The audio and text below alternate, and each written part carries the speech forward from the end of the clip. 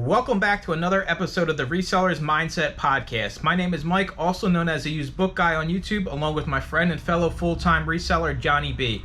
We help people start and grow their reselling businesses from the ground up. We also have a weekly Zoom call and private Discord for all YouTube members. Head on over to youtube.com/usedbookguy to join the channel and gain access to the full-length podcast, Zoom call, and private Discord today. Let's get into this week's episode. What is up, everybody? Welcome into another episode, Resellers Mindset Podcast. Mike next to Johnny, as always. Important one. You could be the best reseller out there, but if you don't figure out this one important part of your business, it doesn't matter how good of a reseller you are, however you want to define it. So when I think about reselling, think about people that are like, I'm a great reseller. And the first thing that comes to mind is that they are the best sourcer in the universe. They have the best connections. They got the best hookups. But the main component of having a business is understanding whether or not you are making money. And this is huge in the Amazon space because people like to show off their sales numbers. And even in the eBay space, because they give you the 90-day total, which is your sales number. It's not your actual bank account number. And they do this on purpose. I think about Amazon and eBay. They show you your overall sales, so you feel like you're making more money than you actually are. And so many resellers fall victim to not understanding the business, basically monetary behind the scenes, what it goes into actually having money coming into your bank account and actually making money, not just sales, the imaginary sales number we all care about. And in addition to that, I'm going to talk about the idea that resellers, we almost live in this world of imaginary money, because if I go to the store and I buy this phone and I look it up and I'm going to make $200 in my mind, I've already made the $200 for this item, when there's so much more that goes into it besides just comping it. You got to list it, you got to sell it, it's got to get to the customer, they got to keep the item, no refunds, and then you actually get the money. I don't know, man, it kind of irritates me when people say, well, this is so much in profit. Well, if it's not listed and not sold, it's nothing in profit. It actually costs you money sitting there. Yeah. I mean, you could have a $2 million business and spend 2.1. You make no money. In fact, you spent more money than your business made. And to me, that's not success. That is failure. There's also people have the false hope they will scale their way into profitability that goes in there. And that's why they flash their big numbers, even though they may be operating in the red. They aren't even close to the black. It's like, look at me, I look successful. And that's probably, I'm going to say that's something psychological with these people. They need it to make themselves feel better because they need that reactment from everybody else not producing those numbers. But I'm here to tell you that you're probably making more money than a lot of the people that actually like to flash those numbers. The people that are doing those numbers tend not to flash those numbers. They're legitimately making more money coming in.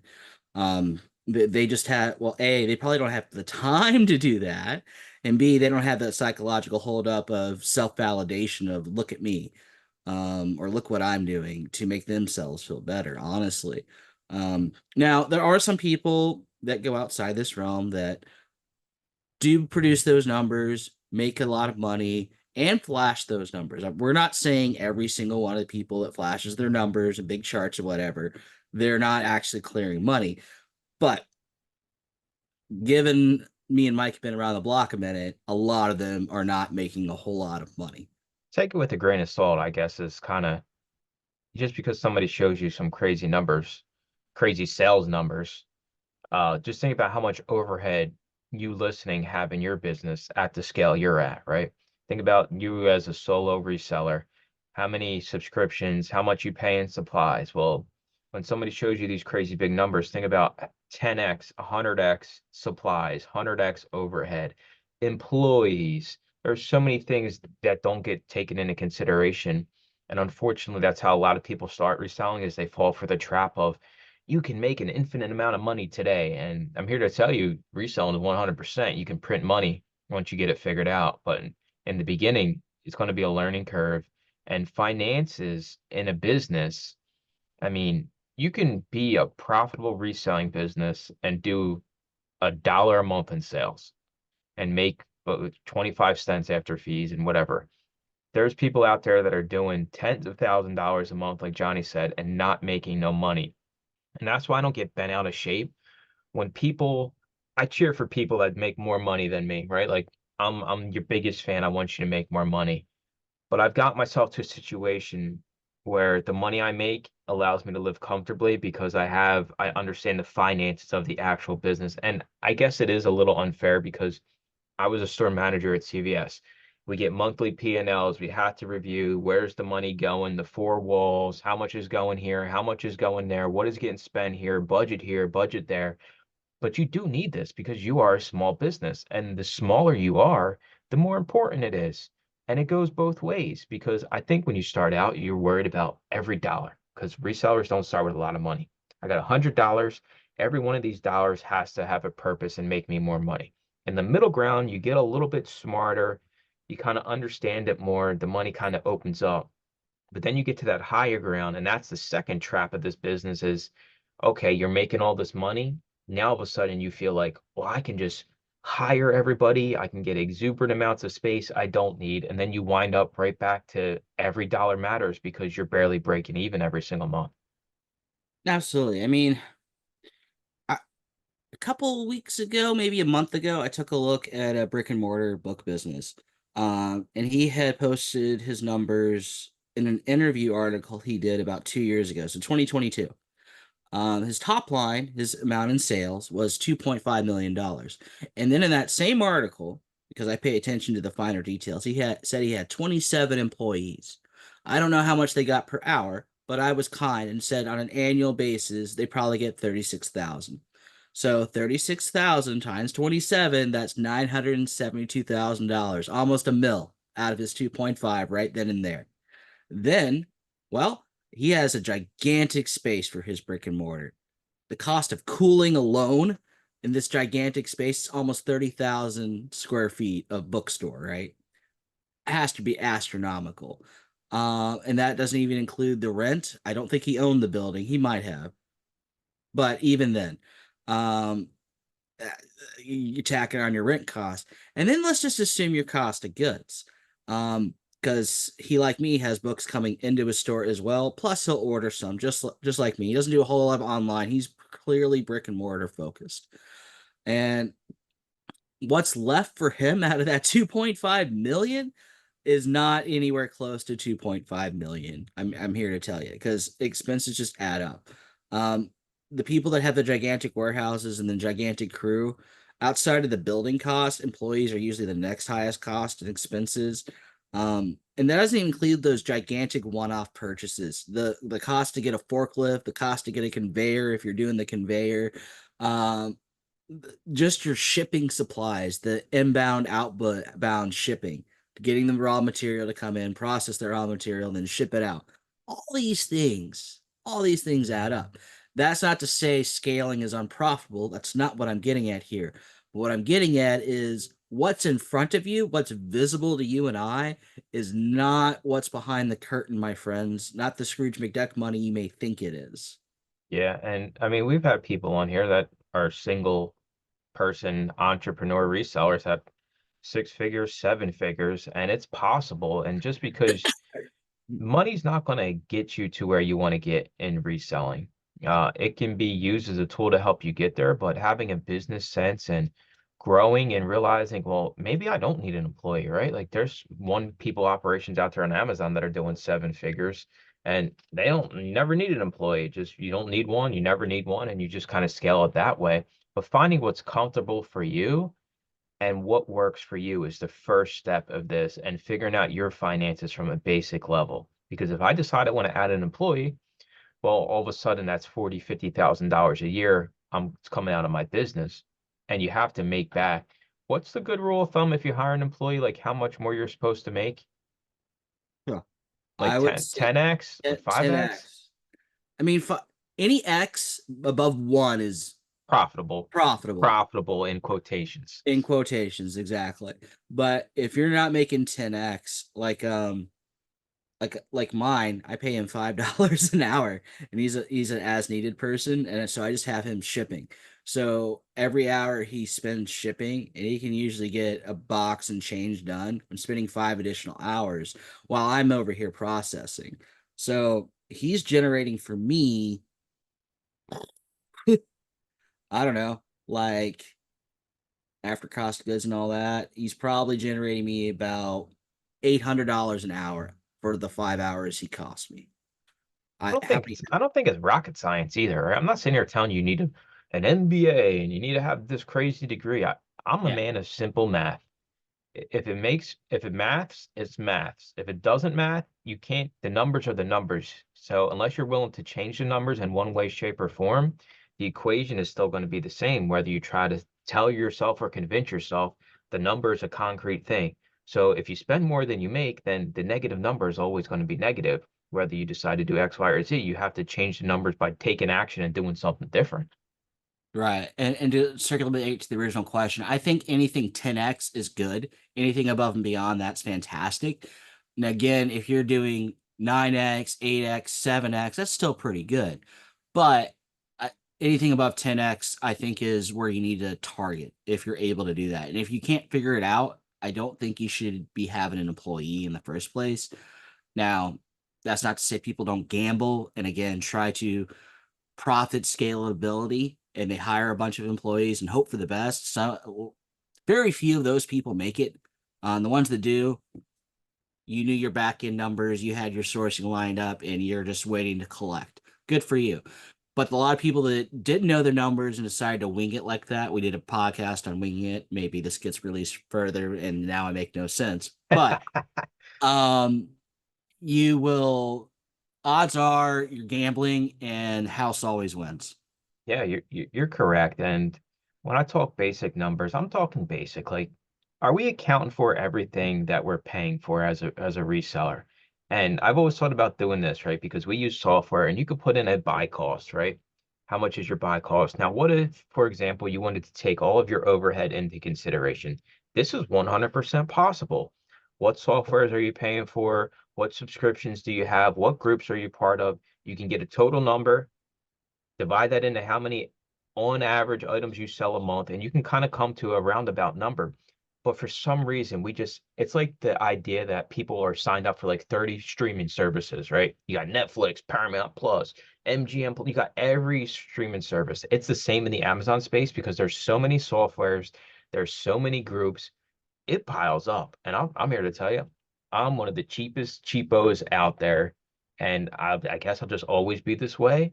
And I'm always looking to cut expenses. I don't know, like expenses to me can eat into your profit. Every unnecessary dollar I spend, I think to myself, well, maybe that's another item I can find and resell and make a whole bunch of money off of, right? Like maybe that dollar I spend on expenses is possibly a $20 profit item I'm going to find and resell. So it's not just a dollar, right? It's a dollar that's hitting my bank account, but it's potentially 10, 20x that in profit I can make if I spent that dollar in a better way.